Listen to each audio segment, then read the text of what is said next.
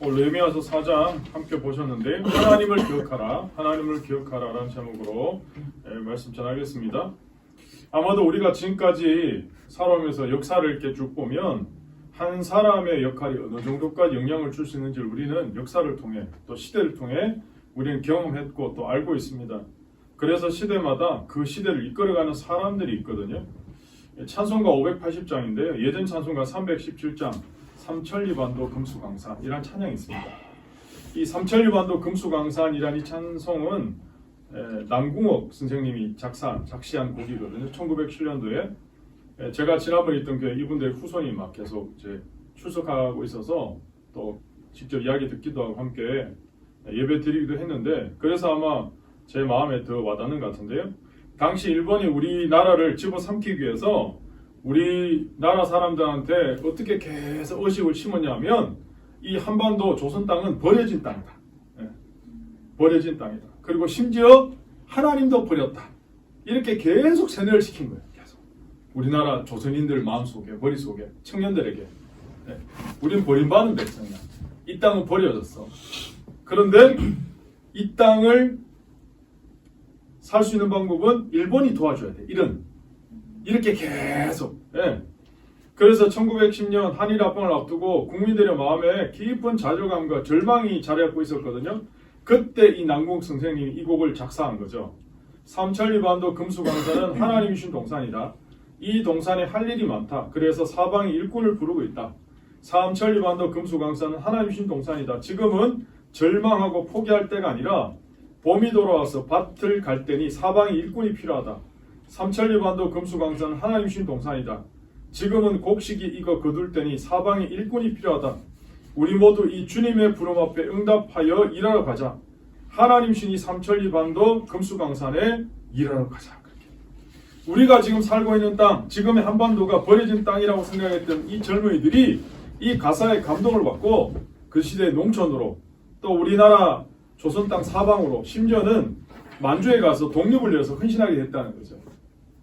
그래서 남궁옥 선생님의 찬송시에 담긴 이 애국과 소명의 이 정신은 세계 역사상 유례를 찾아볼 수 없는 아름다운 3.1운동으로 이어지게 됐죠.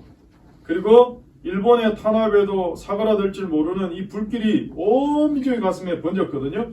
결국 일본이 1937년 3월에 이 노래를 금지시켜버렸어요. 더 이상 이 노래 부르지 마. 그래서 금주곡이 됐어요. 하도 이걸 갖고 막 그렇게 하니까. 지금 어떻게 보면 우리가 살고 있는 이 나라 형편이 그렇습니다. 많은 사람들이 탄식하고 절망하고 심지어 자포자기하는 사람들도 많이 있습니다. 그러나 사랑하는 여러분, 하나님께서 이 민족을 포기하지 않으셨기 때문에 우린 오늘도 예배를 통해 믿음으로 희망의 눈을 들고 일어나려고 하는 것입니다. 보통 우리가 느헤미야를 평가할 때 가장 많이 따라온 수식 가운데 한 가지가 바로 리더십 부분에서 탁월한 지도자다, 이런 평가를 받거든요. 제가 앞서도 말씀드렸지만 어쨌든 인간의 역사는 그 시대를 살다 간 지도자들의 리더십에 의해서 이루어진 기록이다 해도 과언이 아닐 것입니다. 우리는 수많은 역사와 경험을 통해서 한 사람의 지도자가 또 한 사람의 지도자의 역사 공동체에 얼마나 큰 영향력을 미치냐 우리는 너무 잘 알고 있습니다. 더군다나 오늘 21세기 살아가는 우리 대한민국의 대부분 사람들은요, 진정한 지도자를 그리고 정말 우리나라를 제대로 이끌어갈 수 있는 지도자가 좀 나왔으면 좋겠다. 그래서 시대가 바뀌어도 사람들이 계속 부르는 이름이 있는데 세종대왕 이순신 장군. 세종대왕 같은 왕, 이순신 장군 같은 위기에서 나라를 구하는 정말 그런 리더십 있는 사람이 필요하다. 그래서 광화문에 동상 2개, 세종대왕, 이순신 장군 딱 2개 있지 않습니까? 그런 의미에서 느헤미야는 하나님의 선하신 역사로 아닥사스다 왕의 그 시대에 술 맡은 관원으로 지금으로 말하면 거의 비서실장급 그 신임을 받고 직임을 감당하던 인물이었거든요.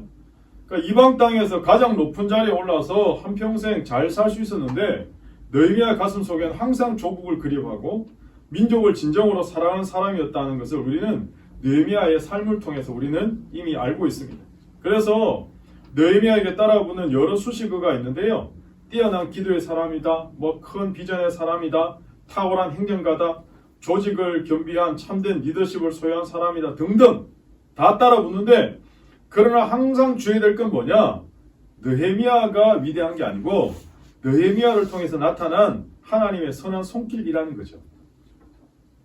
느헤미야가 위대한 게 아니고 느헤미야를 사용하신 하나님의 위대하심을 우리는 주목해야 되거든요. 그래서 성경에서 하나님께 사용하신 위대한 인물들을 보시면요, 그분들의 실수나 여러 연약한 모습을 성경은 다 폭로하고 있거든요. 만약 이게 인간이 기록한 역사라면 다 빼버리죠. 다윗의 범죄, 아브라함의 실수, 모세의 연약한 모습들 다 뺄 텐데 하나님 그렇지 않다는 거예요. 성경은 사람을 영웅으로 만들거나 사람 자체를 대단하다고 이야기하고 싶은 게 아니고 우리의 시선을 믿음의 주인이신 하나님께 주목하게 만드는 거예요. 그런 의미에서 오늘 우리 인생도 똑같거든요. 하나님이 결국 붙드시는 인생이냐, 하나님이 보이지 않는 손길이 함께하는 인생이냐, 이게 중요하다는 거죠. 그래서 우리가 지금까지 살펴본 느헤미야의 리더십의 1장은 민족의 죄를 자신의 죄로 동일시해서 기도한 리더십입니다. 그리고 민족의 이 비전을, 미래를 내다보면서 준비하고 계획한 리더십이 1장이었거든요. 2장은 기도하면서 비전의 성취를 위해서 그 기회를 기다리는 리더십. 더 나아가서 비전의 성취를 위해서 구체적 전략을 세우고 사람들에게 동기를 부여하는 게 느헤미야의 리더십이었어요. 3장은 느헤미야가 하나님께 받은 그 비전을 함께 팀을 만들어서 팀워크와 분담하는 것을 통해서 성취해간 리더십이 3장이었어요. 오늘 이제 4장이거든요. 4장, 5장에는 느헤미야가 자신에게 주신 이 비전을 성취하기 위해서 넘어야 될 반드시 과제가 있어요. 장애물이 있는데 두 가지거든요. 첫 번째는 외부에서 오는 방해 세력이 있고, 두 번째는 내부에 존재하는 방해물이 있어요. 장애물이 있어요. 그런데 여러분, 우리 인생도 똑같아요. 우리 인생도 뭔가 하나님 주신 비전을 이루려고 하면요, 두 가지 방향에서 우리를 방해하는 세력이 옵니다. 첫 번째는 외부에서 오고, 두 번째는 우리 내면에서, 내부에서 와요. 몽고메리 보이스라는 분이 말하기를, 반대는 실패하지 않고 성공하는 경우에는 항상 거의 일어나기 마련이다. 만약 우리가 어떤 가치 있는 것을 하려고 노력하는데 반대가 일어나면 먼저 우리가 알아야 할 것은 우리가 무엇인가를 성취하고 있기 때문이라는 사실이다. 여러분, 느헤미야의 경우 지금 모든 백성들이 야, 하나님의 선한 손이 함께 하셨구나. 심지어 14년 전에 이 성벽 재건을 금지시켰던 그 당시 최강의 나라 바벨론의 왕 아닥사스다 왕이 느헤미야에게 모든 걸 전폭적으로 다 지원하고 물자를 공급하고 심지어 군대까지 호위병으로 보호해주고, 여러분 이게 뭐 대단한 거 아니에요? 그러니까 백성들이 야, 이제 드디어 우리가 할 수 있구나.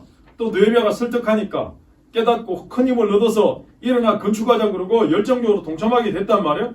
그런데요, 딱 그 타이밍에 바로 호론 사람 산발랏, 암몬 사람 도비아, 아라비아 사람 게셈이 이 소식을 듣고는 백성을 업신여기고 비웃고 방해한다.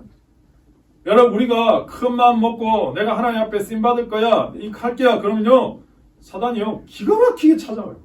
귀신이 귀신같이 하고 찾아와요. 우리를 넘어지게 만들어요. 계속 방해해요. 네, 장애물을 등장시켜요. 오늘 본문 1절부터 3절까지 보시면 특별히 1절은 이 사람들의 반응이 등장하거든요. 그 타이밍에 자, 1절 한번 다시 보시죠. 1절 말씀.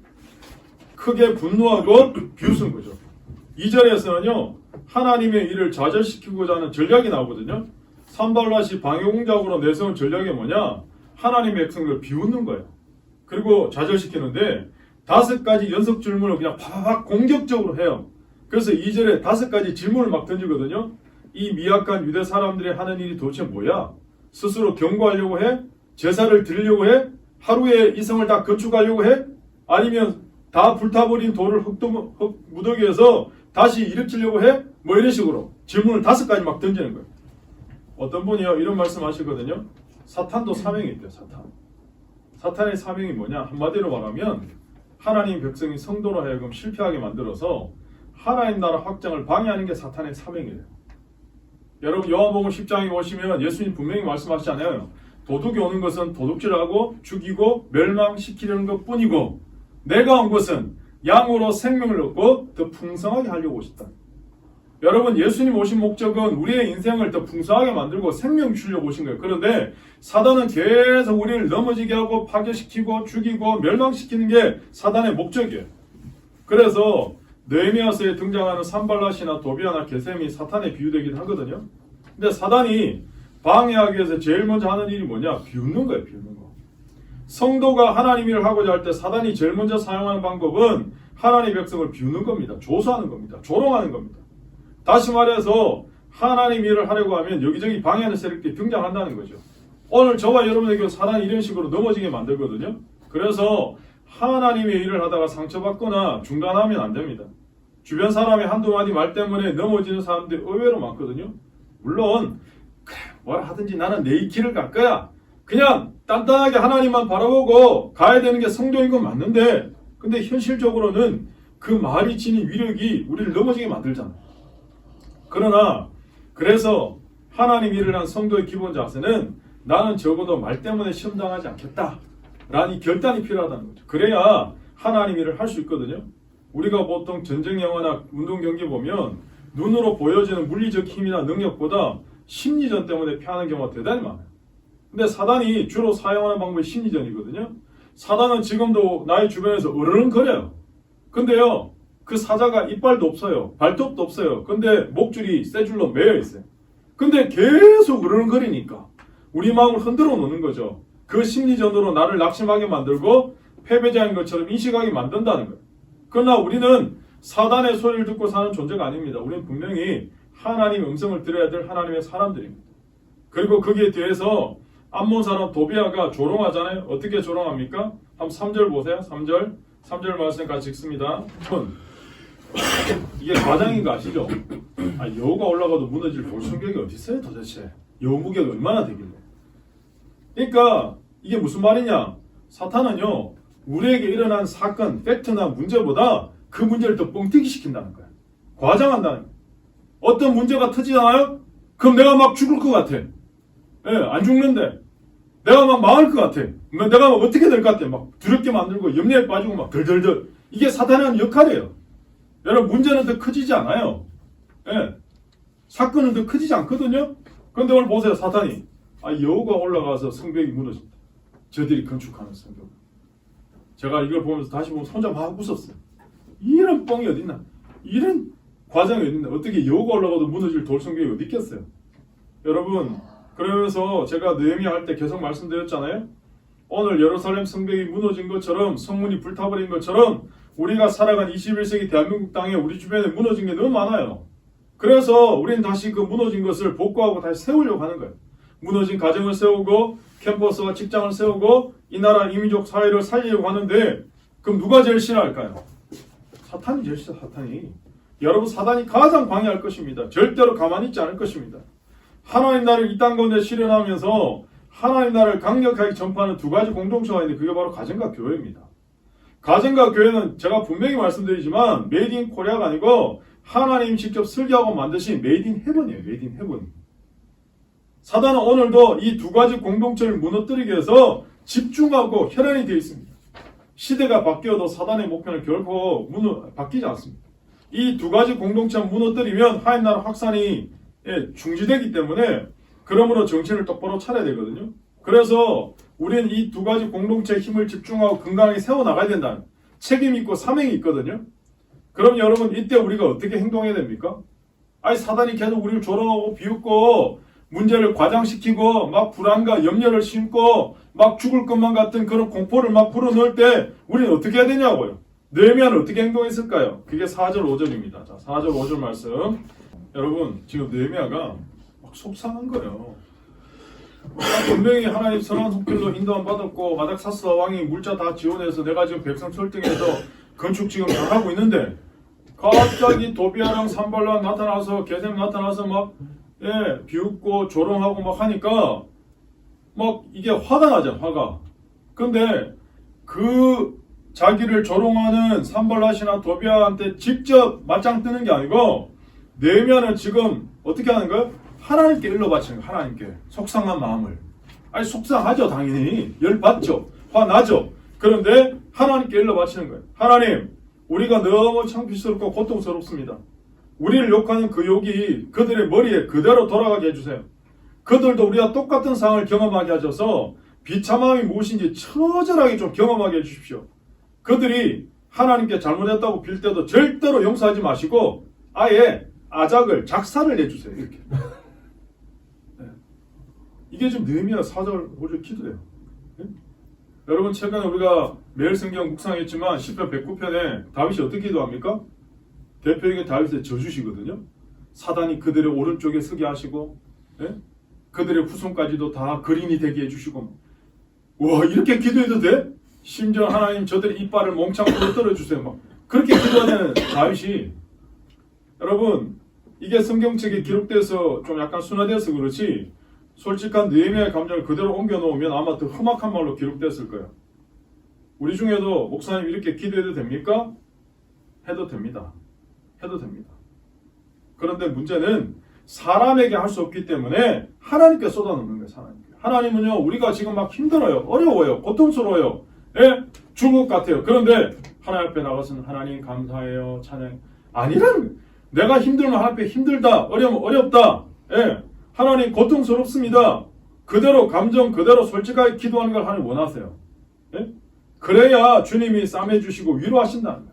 내 안에 있는 분노와 속상함을 사람 앞에 털어놓지 마시고 하나님께 내려놓으셔야 돼요. 아멘. 여러분 사람 앞에 쏟아놔 봐야 나중에 부메랑으로 또 돌아와요. 그 잠깐 위로받는다고 위로 안 됩니다. 해결 안 됩니다. 그러나 하나님께 나의 모든 분노와 속상함을 다 토해놓으시면 하나님이 반드시 해결해 주십니다. 느헤미야는 지금 단순히 자신의 인간적인 분노와 감정만 하나님께 쏟아놓는 차원의 기도를 드린 게 아니에요. 그래서 여러분 5절 마지막에 보세요. 5절 마지막에 결론이 중요하거든요. 이렇게 합니다. 주를 노하시게 하였음이다. 이게 중요해요. 결국 산발랏이나 도비아나 이 사람들이 결국 누구를 대적하는 거야? 하나님. 저들이 지금 우리가 예루살렘 성벽 재건하려고 하는데 비웃고 조롱하고 방해하거든요. 근데 저 인간들이 하는 짓은 결국 나를 넘어지게 하는 게 아니고 결국 하나님을 대적하는 거예요. 여러분 똑같아요. 세상 사람들이 나를 욕하잖아요. 그럼 누굴 욕하는지 아세요? 나와 함께 하신 하나님을 욕하는 거 똑같아요. 그래서 하나님은 가만 안 있으신 거예요. 하나님이 하나님 때문에 가만 있지 않으시는 거예요. 내가 중요한 거예요. 내 안에 계신 성령님, 나와 함께 하신 하나님 때문에 하나님이요 나 대신 싸워주시는 거예요.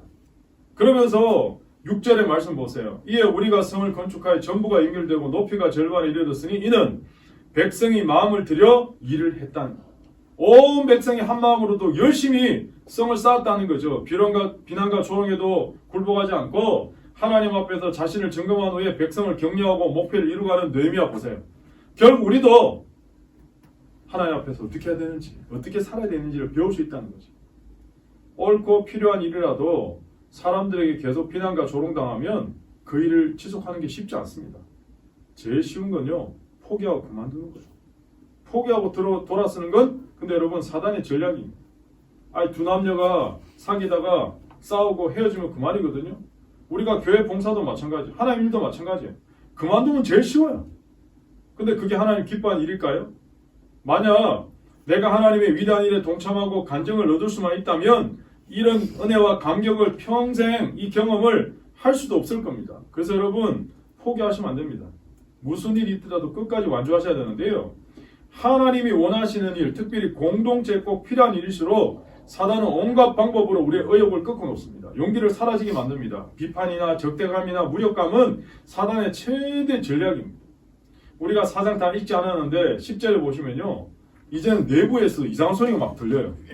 아니 낙이 한 마리도 지나갈 수 없는 무너져 내린 성의 흙더미를 치워야 되는데 우리 힘이 너무 부족한데 성을 세울 수 있겠나? 막 절망감이 백성 사이 막 파고들기 시작하는 거예요. 아마 이 도비아나 산발랏이 막 이렇게 했던 비웃음과 조롱이 이 심리전이 먹혀 들어갔는지도 몰라요. 그러니까 사람들은요 계속 조롱하니까 산발랏과 도비아의 조롱이 틀린 말이 아니구나. 막 이런 분위기가 막 들어오기 시작하고 틈이 벌어지니까 이런 말이 있거든요.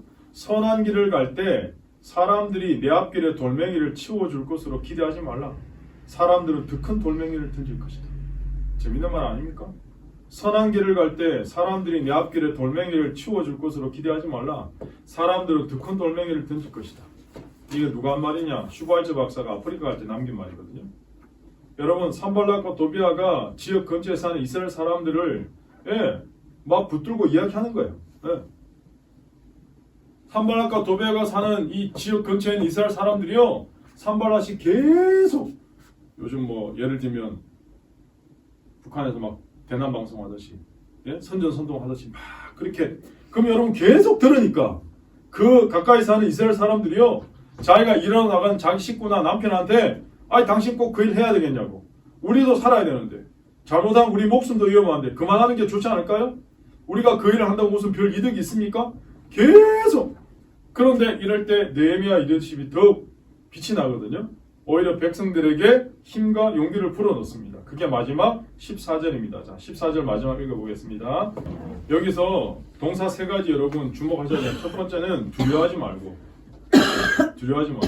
두 번째는 기억하고, 세 번째는 싸워라. 두려워하지 말고, 기억하고, 싸워라. 느헤미야는 자신의 힘을 의지한 게 아니고 하나님의 역사와 섭리를 믿었거든요. 그래서 의지한 거예요. 오늘 저와 여러분 다 질그릇 같은 존재잖아요. 질그릇. 고린도서 4장에 하면 질그릇 같은 존재라는 게 뭐예요? 쉽게 깨어진다는 거예요. 말 한마디에도 상처받고 시험 드는 존재가 우리라는 거예요. 그런데 나는 질그릇인데 이 질그릇 안에 법의 신 예수님을 담았으니까 우리는 법의 그릇이 되는 거예요. 여러분, 그릇은 안에 내용물이 뭐냐에 따라 그릇이 결정이 되는 거예요. 아무리 세상에 야 쟤는 태어날 때부터 금숟가락 물고 나왔네? 금수저네? 네? 그런데 여러분, 그 안에 쓰레기 담으면 그건 쓰레기 그릇 되는 거예요.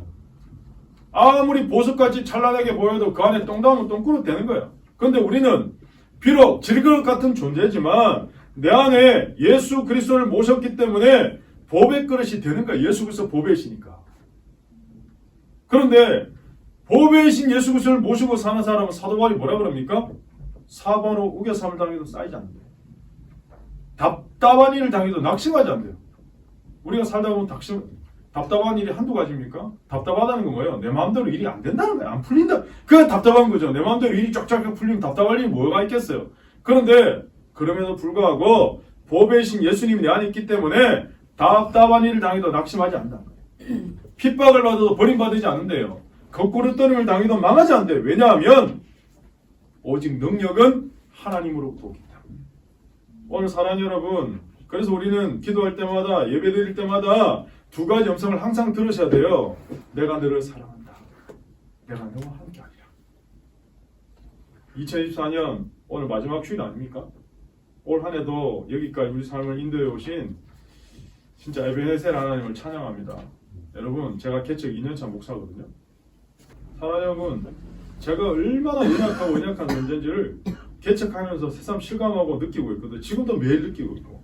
그런데 저는 연약하고 부족한데 살아계신 하나님의 역사를 믿고 하나님의 손길을 의지하니까 오늘도 지금 여기 서 있는 거예요, 사실은. 그렇지 않으면 제가 여기 서 있을 수가 없어요. 더불어서 오늘도 어쨌든 여러분과 함께 이 공간 안에서 이 시간에 예배 드린다는 자체가 얼마나 위로와 격려가 되는지 몰라요. 이게 너무 감사하죠. 핸드폰의 시초가 되는 인류 최초의 무선 전신기는 이탈리아의 마르코니가 10년 동안 실패와 자질을 겪으면서 실험한 결과 탄생한 거거든요. 대공황 시기에 뉴질령적으로 미국을 구해내고 미국 역사상 유일하게 4번이나 연속 대통령이 당선되는 사람이 있습니다. 프랭클린 루즈벨트. 근데 평생 소아마비로 그 절망을 통과해야 되는 인물이었어요. 나폴레옹은 파리 군사학교에 51명 중에 42등으로 겨우 졸업했어요. 노벨 문학상을 수상한 그 펄벅은 돼지 초고를 썼을 때 무려 출판사 14곳으로부터 거절당했어요.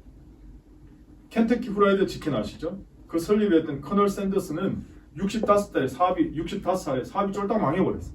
다 날려먹었어요. 근데 켄터키 프라이드 치킨을 통해서 세계적인 기업이 됐어요. 제가 지금까지 말했던 요 사람들의 공통점이 뭔지 아십니까? 딱 한 가지. 포기하지 않았다. 포기하지 않았다. 보통 사람이 어떤 일을 시작하려고 할 때 자기의 힘도 연약하고 부족한데 거기다가 주변에 막 비판하고 반대까지 막 계속 오면 의심이 들잖아요. 자괴감이 시달리잖아요. 여러분, 안 된다고 생각하는 사람은요, 안 된다는 이유를 수십 가지 막 들 거예요. 이것도 안 되고 저것도 안 되고 이래서 안 되고 환경이 안 되고 돈이 없고 사람이. 그런데 정말 된다고 하는 사람은요, 되는 이유를 그만큼 이야기할 수 있을 거예요. 된다고 하는 사람은. 그래서 제가 결론이 결국 누구를 믿느냐, 결국 누구 손에 붙달리느냐가 중요해요. 느헤미야는 지금 하나님의 선한 손길을 의지하고 마치 모세의 손에 붙들린 지팡이처럼 살아계신 하나님 손에 붙들려 있기 때문에 이 상황에서 담대할 수 있는 거죠.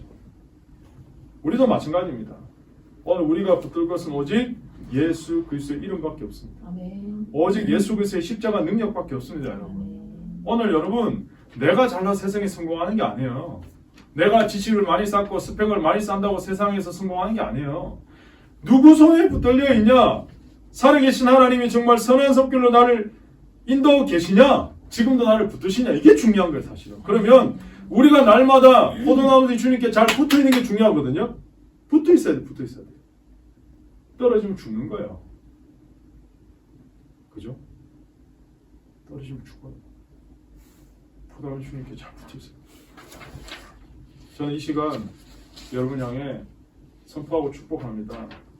여러분, 나를 향한 하나님의 음성을 잘 들으시고 다시 새롭게 다가오는 2025년 정말 하나님 손에 붙잡혀서 하나님이 붙드시는 인생, 하나님께서 이끌어 가시는 인생, 그래서 정말 하나님께서 여러분을 축복하시는 놀라운 2025년 되시기를 예수님 이름으로 축복합니다.